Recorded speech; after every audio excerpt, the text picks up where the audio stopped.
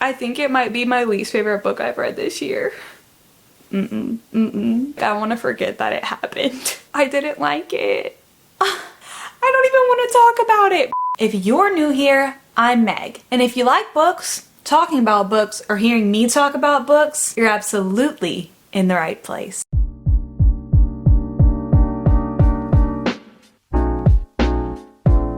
In today's video, we are going to be discussing every book that I read during the month of August. So, before I go through each book, we got a little bit of business.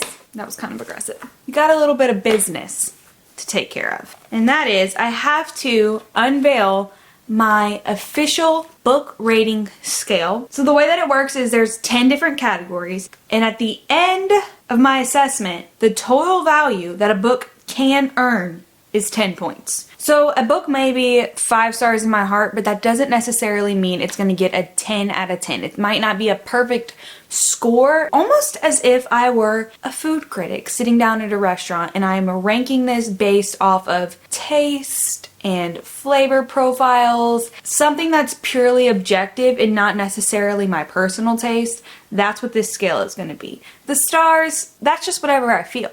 Okay, so let me just explain the scale to you super quickly so that way you know how I'm judging these books. The very first category is storyline. Is it well structured? Is it compelling?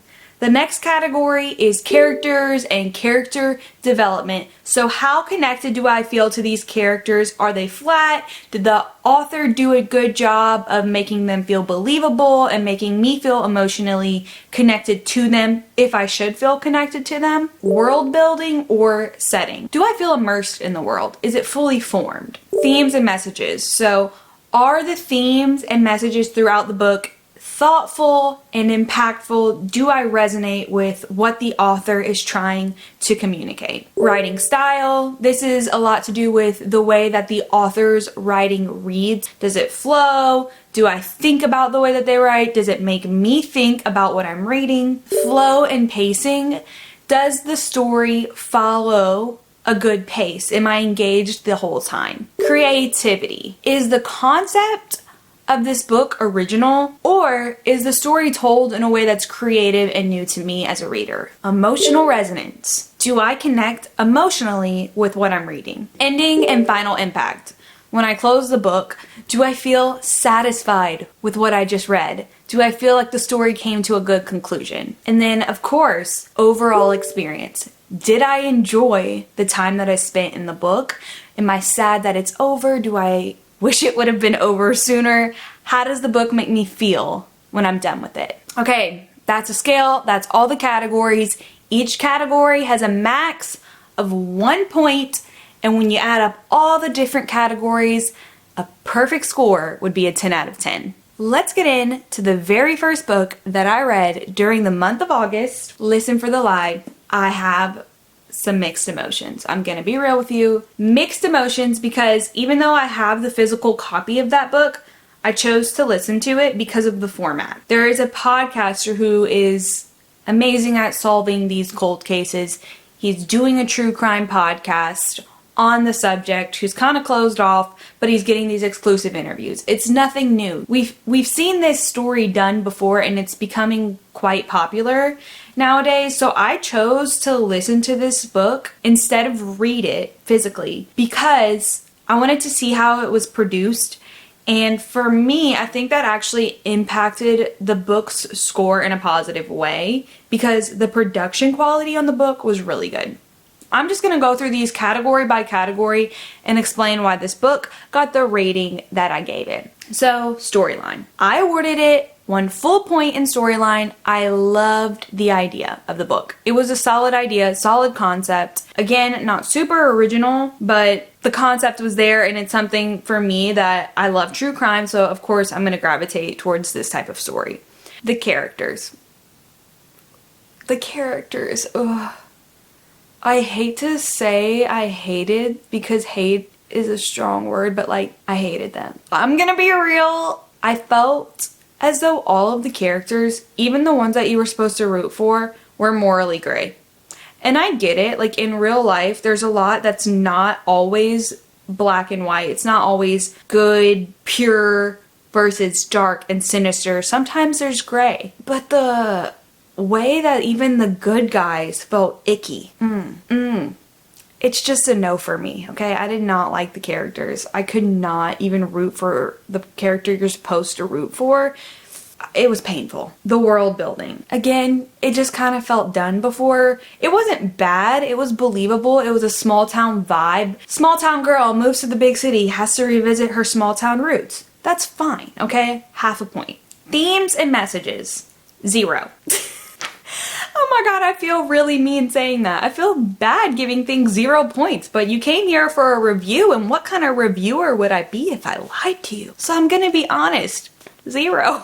I think it has to do with the fact that, again, the characters all had a bit of gray in them. So the overarching theme and messages, I feel like they didn't land because I don't think that the good guys necessarily win. And I think that they should win.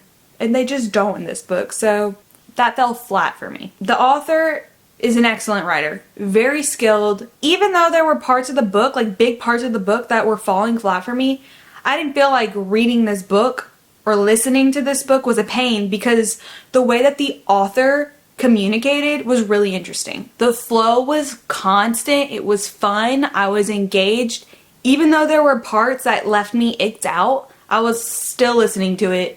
I was enjoying it. It was moving along and keeping me interested and engaged in the storyline. Okay, creativity. I gave this 0.5 because I think if I would have read the physical book, like I said, this story has been done. It's becoming really popular now to do the podcast, the true crime thing. So I think reading it, I might have gave it a 0 on the creativity. I'm not gonna lie. But listening to it, the production quality was amazing. As I was listening to it, I loved hearing the different voices for the different characters. So if the audio is a 1, but the physical is a 0, I decided to meet in the middle, and that's why I awarded this category 0.5. Emotional impact and the final ending. I really never thought about this book again after I closed it, or after I listen to the final line. And then overall experience, surprisingly, I think I'm gonna give this a 1 because even though there were things that I was unsure about, I still had fun. Like every time I turned this audiobook on, it was fun. I will say this was spicy. There were parts in this book that, I'm gonna be honest, it was cringe. It was cringe. I cannot give spoilers. I'm just gonna say that this book had a level of spice that left me uncomfortable. I could have gone my whole life without being exposed to ick. Not for me. Ick, ick, ick. But anyways, at the end of the day, this book received a 6 out of 10. I gave this book 3 stars. So, still good. Still glad I read it.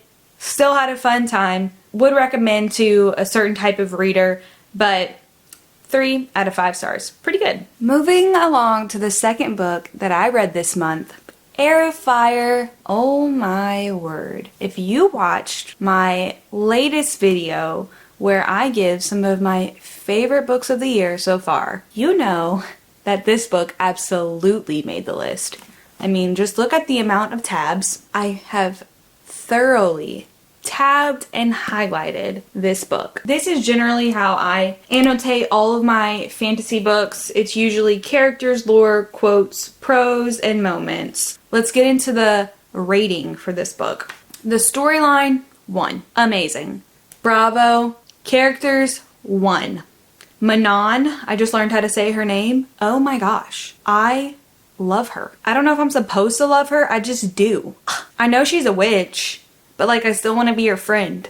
So world building was a 1. I love that we're getting to explore more and see more of the world. Themes and messages. This is for me going to be a 0.5. The themes and messages aren't really what stood out to me. I think that maybe because this book is part of a series that's going to be woven throughout the entire series. Writing style, 1. Amazing. I could not stop reading this book. Flow and pacing, 1.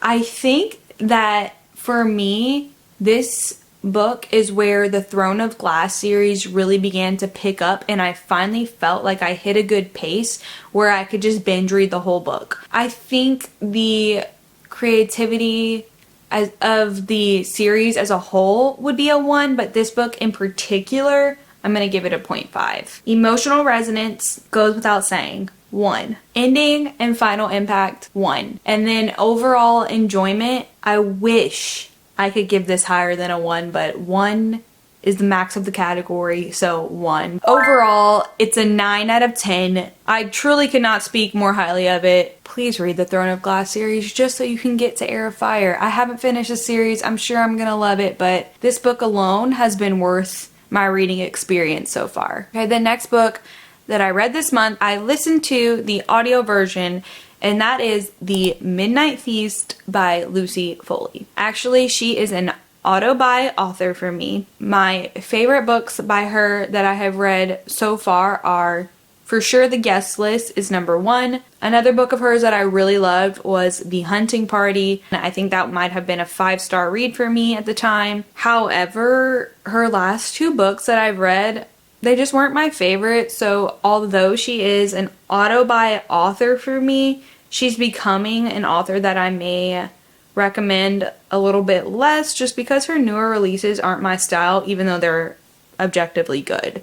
So let's jump into the rating for this book. For the category of storyline, I gave this book a 0.5.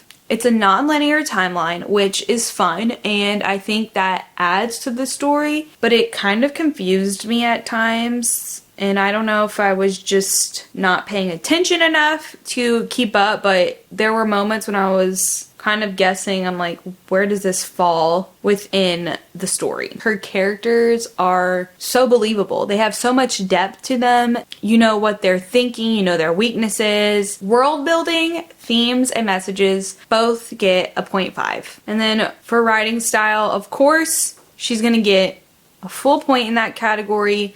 Lucy Foley's writing style is perfect for the thriller genre. She just captivates you with the way that she outlines her stories and the way that her words just flow and grip you. For flow and pacing, I gave this a 0.5 because there were multiple moments throughout the book that I listened to the audio on like double speed because I was ready to get to the next part. Which, like, granted, I do listen to my audiobooks on a slightly faster speed most of the time, but usually just because they narrate slowly, not because I'm ready to get to the next part. So I think that the pacing was a little bit slow at times. Creativity, full point. Emotional resonance, ending, and final impact both got 0s from me because when this book was over, I was kind of like, not glad that it was over. I was just like, it's done. Like, I didn't think about it again once I stopped listening to the book. Once it ended, I kind of just never thought about it again. I think I liked it particularly because it is Lucy Foley and I just like her as an author. But if I'm being completely honest with myself, it was just fine. Not bad, not great. Hence the 0.25. Overall, I awarded this book 2.5 stars, and I feel like given the rating scale that lines up, it gets a 5.25 out of 10. So average. Would I recommend this book? Not necessarily. Am I sad that I read this book? No. But there are far better books that we will get to as this video moves along. The next book, One Perfect Couple. Pronunciation. One Perfect Couple by Ruth Ware. The premise of this book is that you should imagine The Bachelor as a thriller. So it's a dating show on an island, but there's also a killer, which is crazy. So when I picked up this book, I think I had the wrong idea of how the story would begin, and so it threw me for a loop because I was ready for thriller vibes immediately. And there's an eerie tone at the beginning, but I wouldn't say it feels like a thriller until about 50% of the way through the book, which for me affected my experience. You know, whenever you think you're taking a sip of water and it's Sprite and you're like caught off guard and like you still like Sprite but like you weren't ready for it. I don't know if anybody else has had that experience, but that's how I felt when I read this book. I liked it. Don't get me wrong. I just wasn't ready for it. I love the idea of the plot. That alone is why I wanted to own this book, why I picked up this book to begin with, is because the thought of The Bachelor as a thriller sounds kind of hilarious because it's fake, okay? If it was real, that'd be terrible. But it sounds kind of hilarious and really interesting. And I hadn't seen something like that before. So 1 is the total points awarded to that category. Characters, I gave this 0.5. If you've ever read an Agatha Christie book, I think you will be able to resonate with this, but there are just so many characters that you almost need flashcards to remember the specifics about each character, their personality, their name. There were so many characters at the start of this book that I bookmarked the page where they were all introduced so that way I could reference it throughout the story because I just almost couldn't follow all of their storylines. And if you're good with characters and character names, this won't be an issue for you, but for me personally, I thought there was almost too many characters and couple dynamics to follow the story easily. World building, 0.5. I don't know, like the setting was cool. You're on an island, a remote island, which was much needed for the way that this story played out. It totally makes sense why these characters were on an island to begin with because that's like a major plot point. But because it's a major plot point, I feel like the setting should have been more spooky, which, I mean, it was spooky, but it just didn't feel that spooky when I was reading about it. So 0.5. Themes and messages, 1.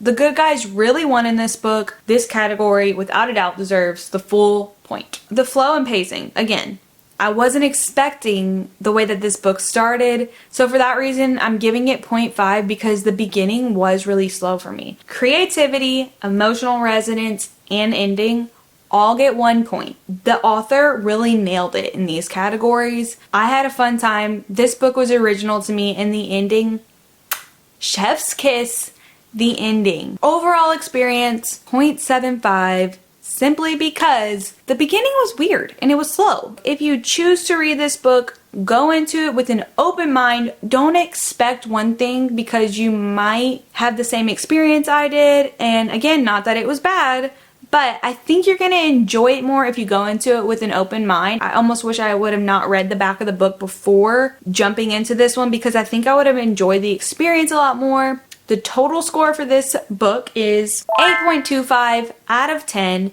And I awarded it 3.75 stars.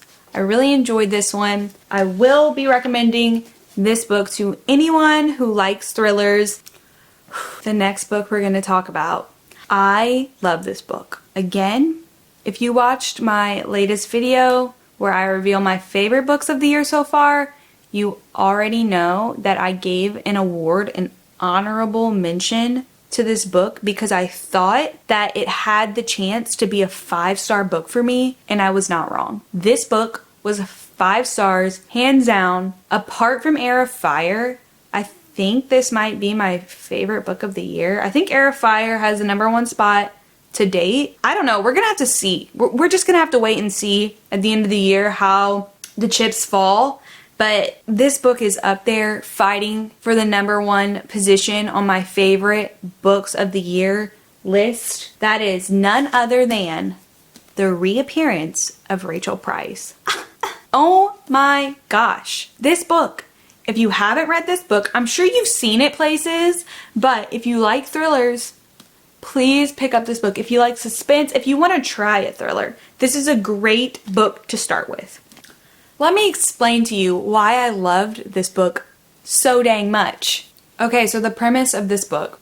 It's a true crime documentary. Not the most original idea, but this is where the author really gets creative with the plot. The documentary team are filming, and during filming, the missing woman reappears. Hence the title, The Reappearance of Rachel Price. So for me, even though this theme, this plot, this trope of the true crime documentary or the true crime podcast seems to be done a lot. I've never encountered it done in this way, where they're not necessarily trying to find the body or trying to find, yes, they are trying to find the source of her disappearance, but that's not the point. They're trying to figure out these weird family dynamics and why did she disappear and why is she back now and why would she choose this moment to come back. I still think about this book. I wish that I could rewind and reread this book. Cannot speak highly enough of the storyline itself. The characters. I thought the characters were great as well, because a lot of times when it comes to thrillers, I feel like the characters kind of fall to the background. They aren't the main thing that you think about, you know? You're thinking about suspense, about plot twist. You're trying to piece together clues, but the characters are really complex in this novel. Everyone has a bit of a past or a character flaw that makes you suspicious of them, wondering, do they have anything to do with why Rachel has vanished and then reappeared? So it left you on your toes. Whenever I was filling out my rating scorecard for this book, I had to pause and think, what was the setting? So for me, setting half a point. It wasn't bad, but it wasn't stellar. I just didn't think about it. Let me sum these up for us. The writing style, the flow and the pacing, the creativity, emotional resonance, final impact, and of course, the overall experience. All of those categories got a solid point. Of course. Bravo. Well done, Holly Jackson. This book is a masterpiece. I'm gonna shut up about this book because I can just ramble on and on. 5 stars. Please read it. Let me know if you do read it because I want to hear your thoughts, even if they don't align with mine. If you think this book is terrible, let me know because I just love hearing everyone's differing opinions and seeing what makes a book good for you versus what makes it good for me. The last and final book I read this month. I am almost embarrassed to even review this one. Like, I don't even want to do it. Like, I want to forget that it happened. I actually voted for this book as part of our book club, which we have a book club on Patreon. I'll link that in the description below, or you can also scan this QR code if you want to join in on the book club fun. But yeah, for me, I didn't like it. I don't even want to talk about it. I think it might be my least favorite book I've read this year. And if you like this book, more power to you. I am glad for you and I truly wish I liked it too, but I just did not. That book is The Wren in the Holly Library. Ugh. I don't even want to reveal my score, but okay. Let me just start by saying I thought this book was YA. I thought this was young adult fantasy. It's not. It's not. I will also say that I 1000% judged a book by its cover and its edges and its interior artwork and again, its cover. I was completely captured by just the design effort that went into this book, so much so that I thought that it could not be bad. Like, what publisher is going to invest this much ink in a book that isn't good? They just wouldn't do it. In my opinion, they absolutely would do it. And it worked because I bought the book and I didn't like it. Let's get into the actual rating scale. Because this review is a little bit on the negative side, I'm gonna speed through it because nobody wants to hear me trash a book, right? Or maybe you do.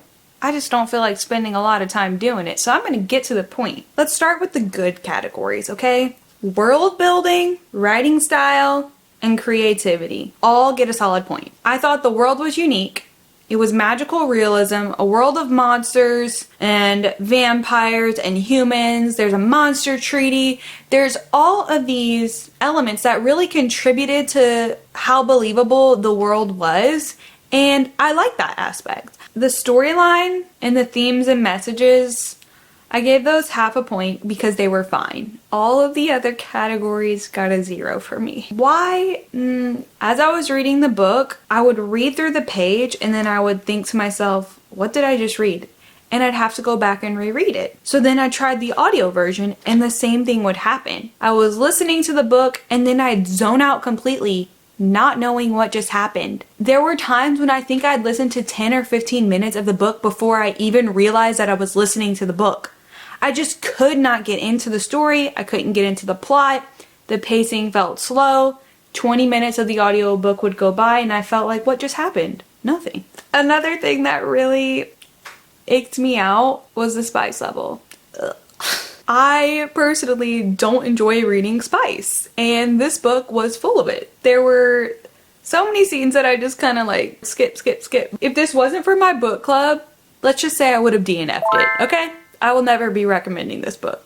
Let's end on a positive note. Again, the cover is beautiful. Alright, that is all of the books that I read during the month of August. But before we end this video, you may notice that there are some gaps on my shelf now, and that is because I have finally put together a TBR cart. My shelf was overflowing for the longest time, so I had to get creative, pulled all of the books that I have yet to read off the shelves, put them on my TBR cart, and I want you to be on the lookout for one of my upcoming videos where I let my husband choose what I am going to read next. He doesn't know about this yet. So I think that video is going to be really fun. I'm excited to share that with you guys. I'm excited to film it and I can't wait to see what he chooses for me to read. If you enjoyed this video, don't forget to like and subscribe. Thank you guys so much for listening to me ramble on and on about the books that I read this month. See you guys next time.